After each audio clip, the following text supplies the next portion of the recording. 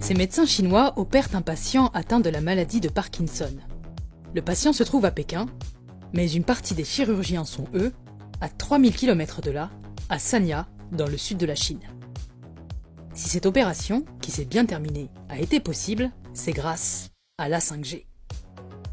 La 5G, c'est la 5e génération de technologie réseau mobile. En France, elle ne sera commercialisée qu'à partir de 2020. Mais elle fait déjà l'objet d'une guerre commerciale et technologique entre la Chine et les États-Unis. Voici pourquoi.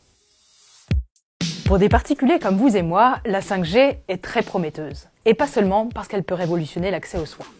Le réseau que l'on appelle déjà la fibre sans fil va être au moins 10 fois plus rapide que la 4G que nous connaissons aujourd'hui.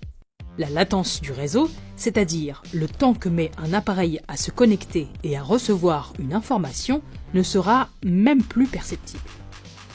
Résultat, télécharger un film en ultra haute définition ne prendra plus qu'une seconde. Jeux, séries, informations, tout ira plus vite et consommera moins de batterie. Mais la révolution va surtout concerner l'industrie, partout où le besoin d'être connecté est vital.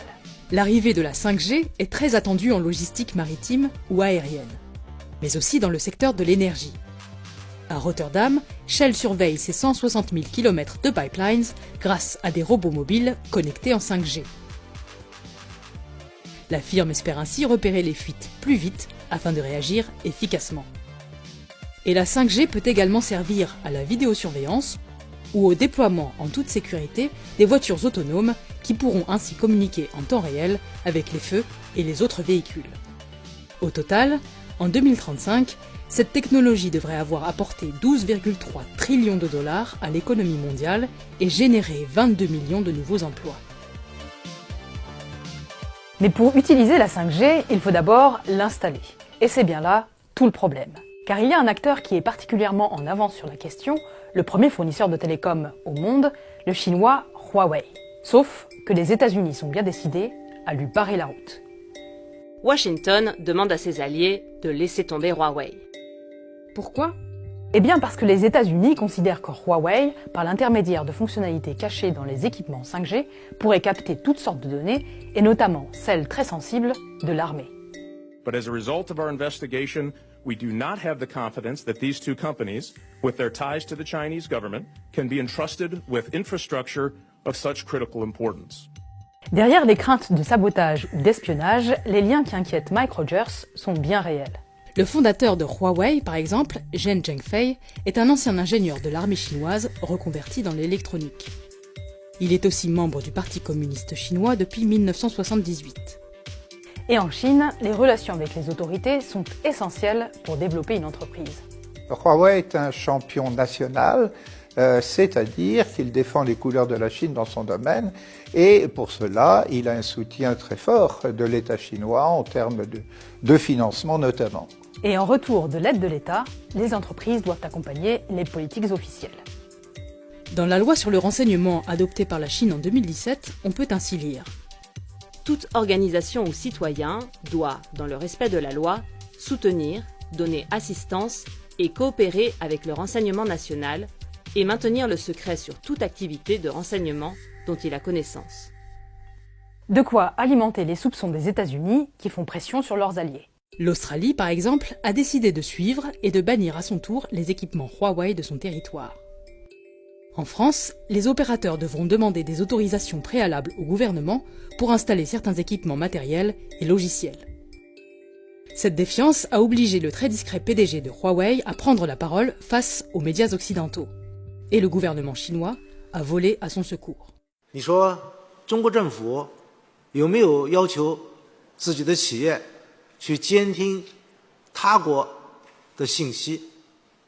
我不知道是指的政府的还是公民个人的，反正有一条，这样做不符合中国法律，也不是中国行事的方法，现在不会有，将来也绝不会有。 Car du point de vue chinois, la guerre est surtout commerciale. En effet, si les États-Unis ont dominé jusqu'ici les technologies d'Internet et du numérique, la 5G pourrait bien faire basculer marché et influence du côté chinois. Et pour contre-attaquer, les États-Unis ont choisi notamment la voie de la justice. Meng Wanzhou, directrice financière de Huawei et fille du fondateur, a été arrêtée au Canada le 1er décembre 2018. Elle est accusée d'avoir vendu des équipements à l'Iran en violation des sanctions américaines à l'encontre de ce pays. Washington réclame donc son extradition. Et en janvier 2019, les Américains ont porté plainte contre Huawei. First, I am announcing that a grand jury in Seattle has returned an indictment that alleges 10 federal crimes by 2 affiliates of Telecommunications Corporation Huawei Technologies. Parmi les 23 chefs d'accusation finalement retenus, l'obstruction à la justice, le vol de secrets industriels et la fraude financière. Selon la justice américaine, des employés de Huawei ont par exemple pris des photos d'un robot et l'un d'eux en a dérobé une pièce sur un site de l'opérateur de téléphonie T-Mobile.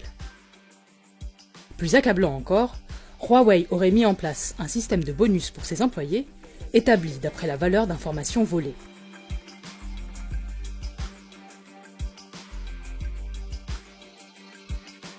Huawei dément vigoureusement toutes ces accusations et dénonce une campagne politique. Car Donald Trump a fait de Huawei un levier de négociation dans la guerre commerciale qu'il livre à Pékin. En décembre, le président américain a ainsi laissé entendre que les poursuites pourraient être abandonnées en échange de concessions chinoises sur les accords commerciaux. Ça indique d'une manière très claire que ce dossier Huawei est finalement un dossier d'origine technique, mais à forte connotation politique. D'une part, dans la guerre commerciale États-Unis-Chine, mais plus largement, parce que cette guerre commerciale, elle vient d'où?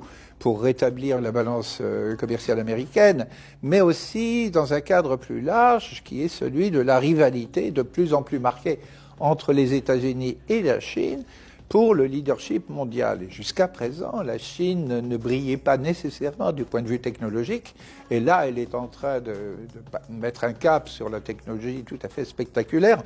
Donc, c'est quelque chose d'extrêmement irritant pour les États-Unis, pour Trump. We cannot allow any other country to outcompete the United States in this powerful industry of the future.